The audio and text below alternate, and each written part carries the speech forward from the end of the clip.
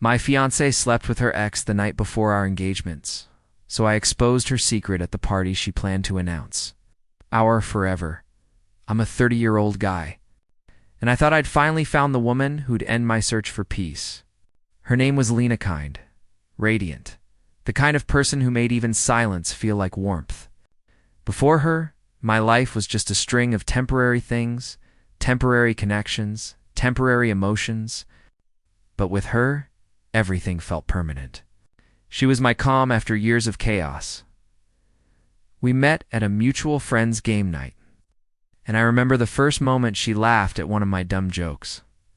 It wasn't polite or forced, it was genuine, the kind that makes you forget everyone else in the room. She had this way of seeing through my walls, asking questions that made me open up before I even realized I was doing it. Within weeks, I was calling her my best friend. Within months, I couldn't imagine my life without her.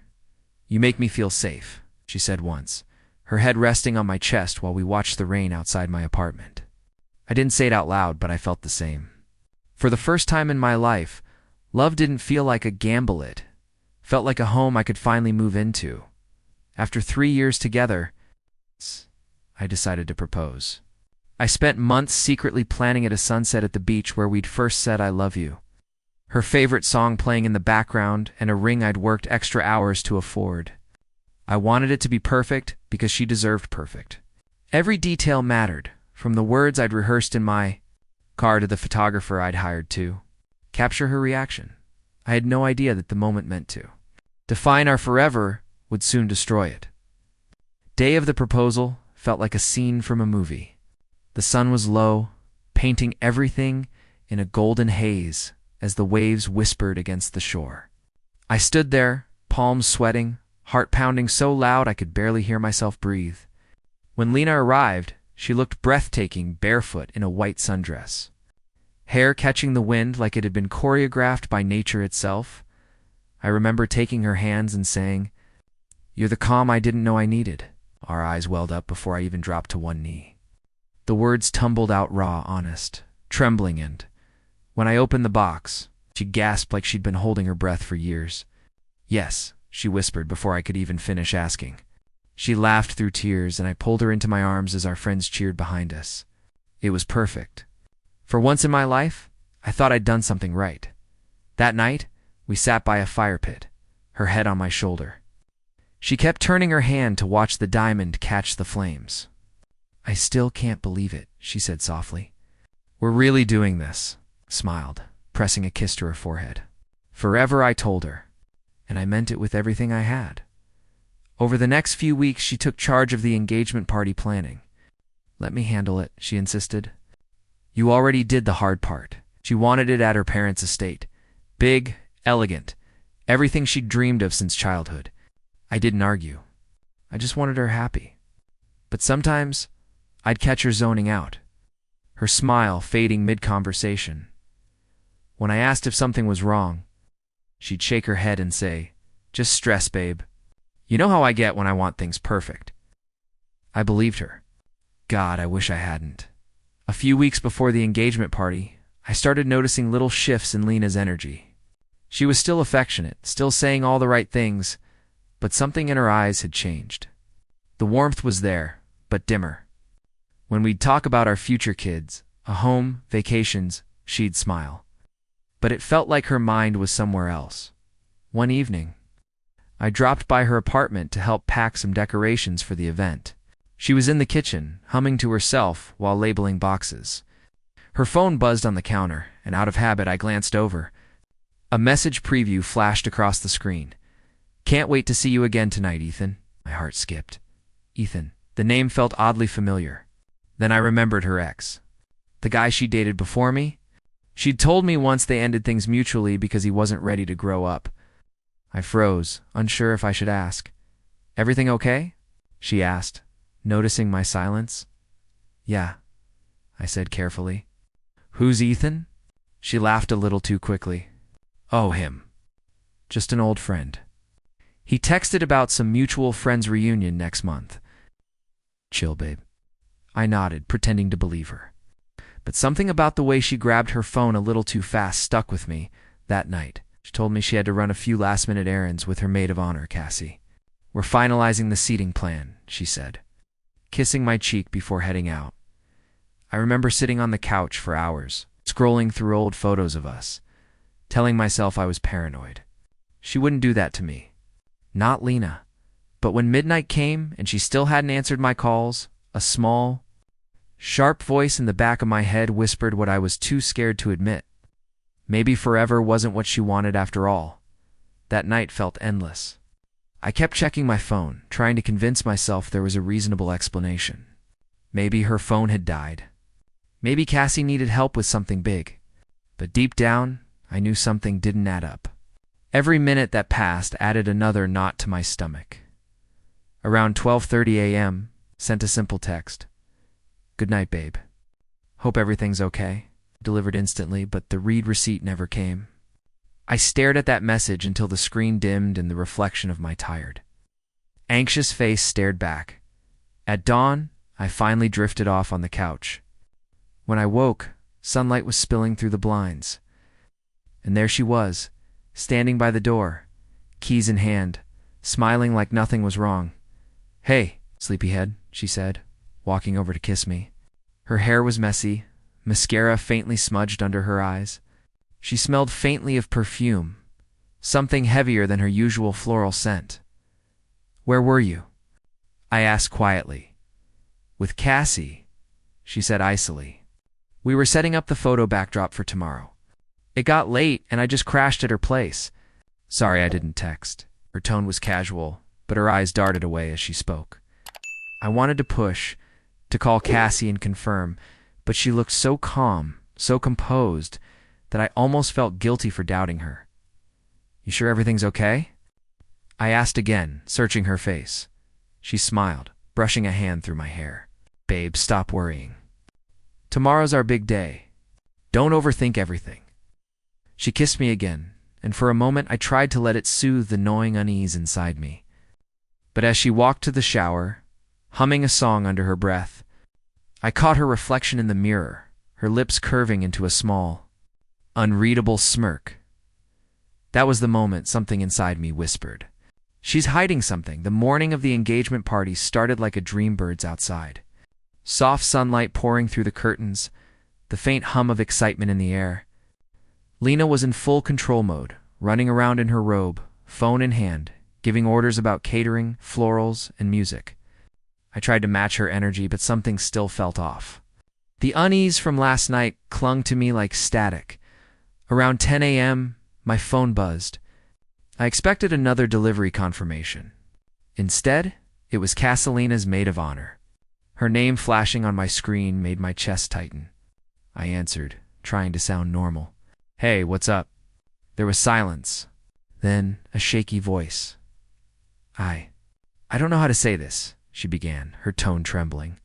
"But I can't keep pretending I don't know what she did." My stomach dropped. "What are you talking about?" "It's about last night," she whispered. "Lena wasn't with me." The room spun. "Then where was she, Cassie?" I demanded. Cassie's voice cracked. "With Ethan. They met at the Wyndham downtown. I saw her car there. She told me she was meeting him to get closure before the engagement. But I know they didn't just talk. She came back to my place later crying, saying she messed up, but didn't know how to tell you." I couldn't speak. Every sound in the world seemed to fade, the laughter from the hallway, the birds outside, even my own breathing. My hands shook as I gripped the phone. "I'm sorry," Cassie said through tears. "I shouldn't have covered for her. But you don't deserve this?" For a moment, I thought I might throw up. All the plans, all the promises, instantly hollow. "Thanks for telling me," I finally managed to whisper. My voice didn't even sound like mine. As I hung up, Lena's laughter echoed from the next room. She was humming again, blissful. "Beautiful land, a complete stranger." That was the exact second something inside me broke. I didn't confront her. Not yet. Instead, I watched her from across the room, pretending to scroll through my phone while my mind raced. She looked radiant, hair curled, makeup flawless, smiling as if nothing had happened. Every movement of hers felt rehearsed, like she was performing a version of herself she wanted everyone to see. I kept hearing Cassie's voice in my head. She wasn't with me. When Lena caught me staring, she walked over and wrapped her arms around me. "You look tense," she teased softly. "Big day nerves?" "Something like that," I said, forcing a half smile. Her perfume sweet and heavy made my stomach turn. She kissed my cheek. "You worry too much. Tonight will be perfect." "Everyone's going to love it," I nodded. "I'm sure they will." My tone was calm, but underneath, something dark was taking shape. While she left to pick up a few last-minute decorations, I opened my laptop. I messaged Cassie again. "Can you send me proof?" "Anything?"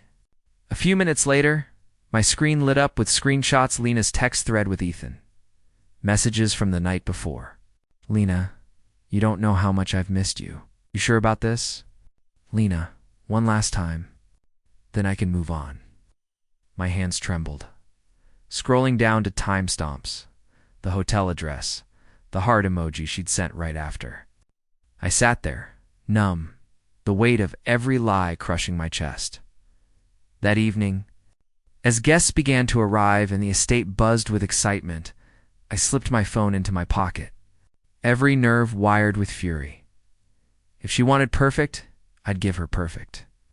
Just not the kind she imagined. And as I looked out over the glowing lights of the backyard, one thought burned steady in my mind. She has no idea what's coming. By evening, the estate looked like something out of a fairy tale, golden string lights weaving through oak trees, white roses lining the tables, and a soft instrumental playlist humming beneath the laughter of guests.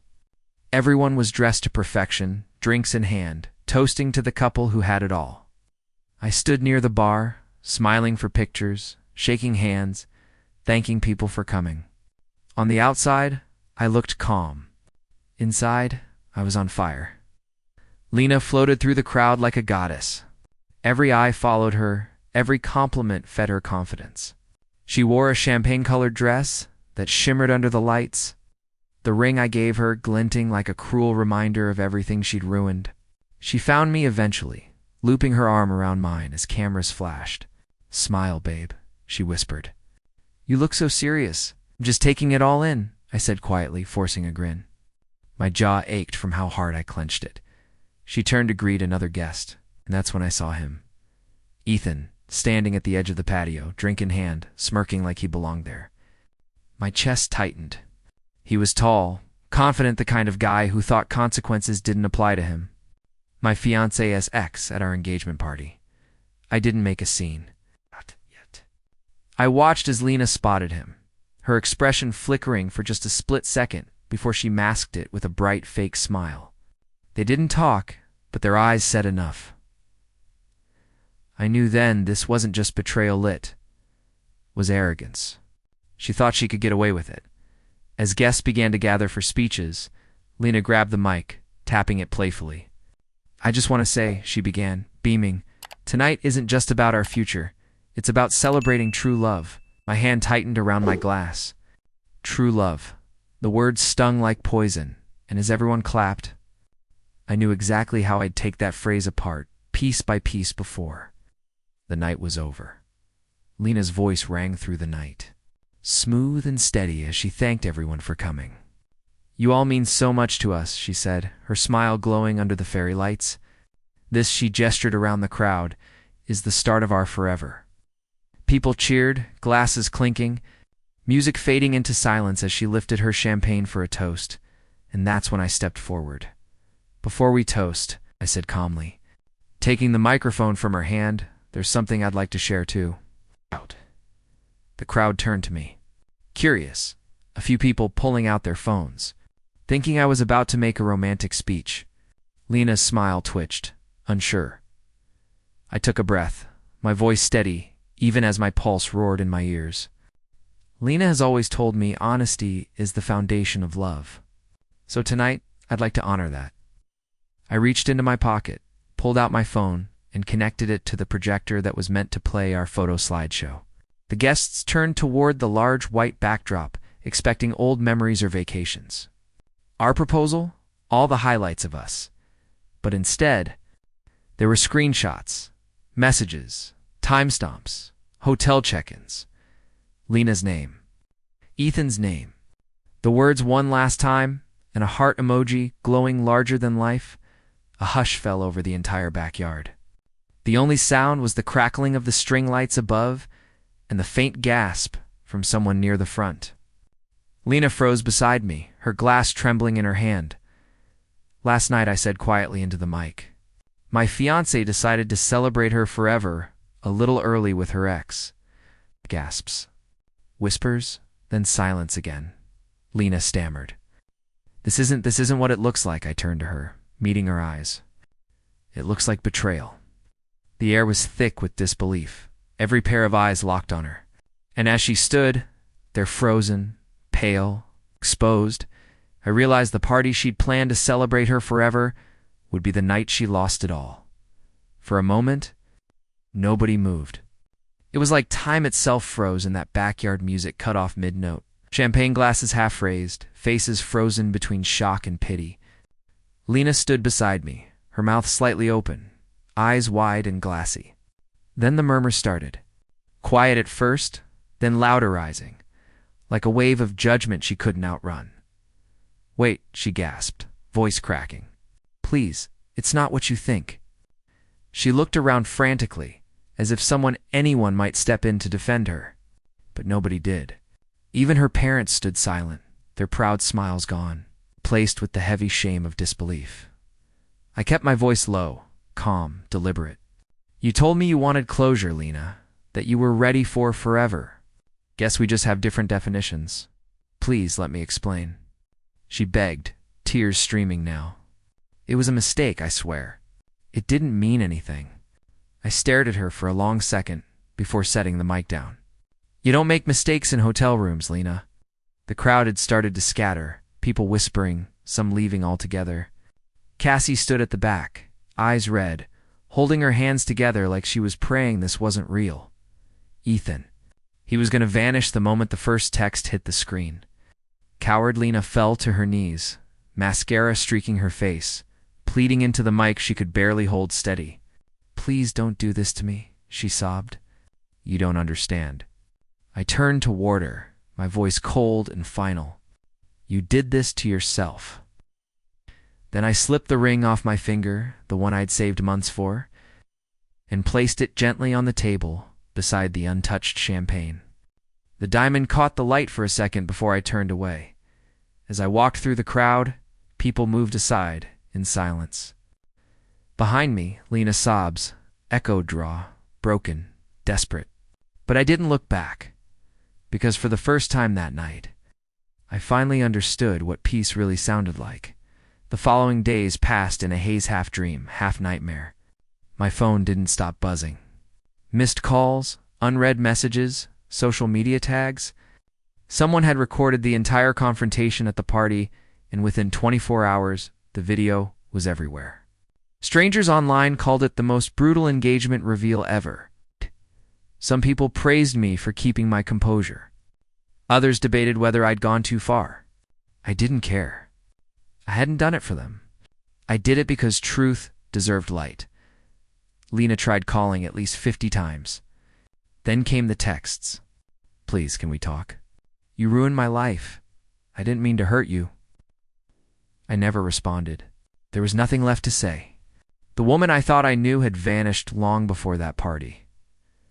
I found out through mutual friends that her job let her go the same week.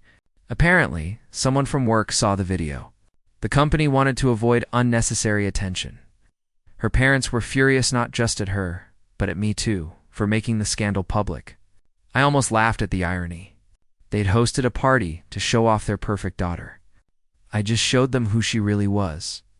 Every night, I'd sit in silence, staring at the engagement ring sitting on my desk. I couldn't bring myself to throw it away, but I couldn't look at it without feeling my chest tighten. That ring had been a promise, a symbol of love, and now it was nothing more than evidence. Some nights I'd wake up thinking about her laugh, her touch, the way she used to call me her safe place. Then I'd remember that she destroyed that safety without hesitation. The hardest part wasn't losing her. It was realizing she'd never really been mine in the first place. And even though I'd exposed her, The silence she left behind still echoed louder than the crowd that night. 3 weeks passed before I heard from Lena again. Not a call, not a text, but a letter.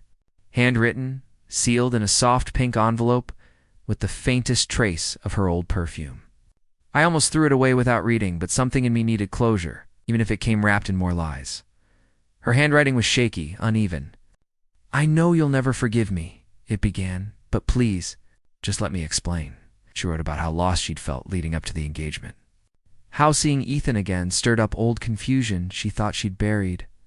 It was supposed to be closure, she wrote. I thought I needed to see him one last time to move on, but instead, I ruined everything. She didn't make excuses. Not really. She admitted she'd been selfish, terrified of the pressure, unsure if she was ready for the kind of love I gave. "You made me feel seen," she wrote, "but I never deserved that kind of devotion. You loved me in ways I wasn't capable of loving you back." By the time I reached the last page, her words were smudged with tears. She ended with, "I'm not asking for another chance. I just hope someday when you think of me, it won't be with hate." I sat there for a long time, the letter trembling in my hands. Part of me wanted to scream. Another part wanted to pity her. But mostly, I just felt tired of carrying someone else's guilt. I folded the letter neatly, placed it in a metal tray on my balcony, and lit a match. The flames devoured her words slowly, curling the paper into ash until all that remained was smoke drifting into the night. As the last ember died, I whispered, "You got your closure, Lena." And for the first time since that night, I meant it. Months have passed since that night, but it feels like another lifetime. I moved to a smaller apartment in another city, quiet, a little worn down, but mine. The first few weeks were hard. Every morning I'd wake up expecting to see her beside me, hear her humming in the kitchen, smell her perfume on my shirt. But slowly, those ghosts began to fade. Grief didn't leave all at once. It slipped away in fragments. It's the same way she did. I threw myself into work, joined a local gym, started volunteering at a dog shelter on weekends. Somewhere in that routine, I started breathing again. There were still bad days of the kind where loneliness crept in like an old ache, but I stopped resenting them. Because even pain, I realized, was proof that I'd survived. One evening, I drove out to the same beach where I'd proposed to her. The sky looked almost identical, golden, endless, soft. I sat there for a long time listening to the waves, letting the wind sting my face. For the first time, the memory didn't hurt. It just existed, as the sun dipped below the horizon. I whispered to no one in particular, "Thank you for showing me what I never want again." It wasn't bitterness. It was closure. I think about love differently now. I used to believe forever was something to people built together. Now I know forever starts with yourself, with peace, with self-respect. With the quiet decision to never let someone make you feel small again, I stood up, brushing the sand from my jeans, and smiled at the ocean. The same waves that once witnessed my promise now witnessed my freedom. And in that moment, I realized sometimes losing the wrong person is the only way to find yourself again.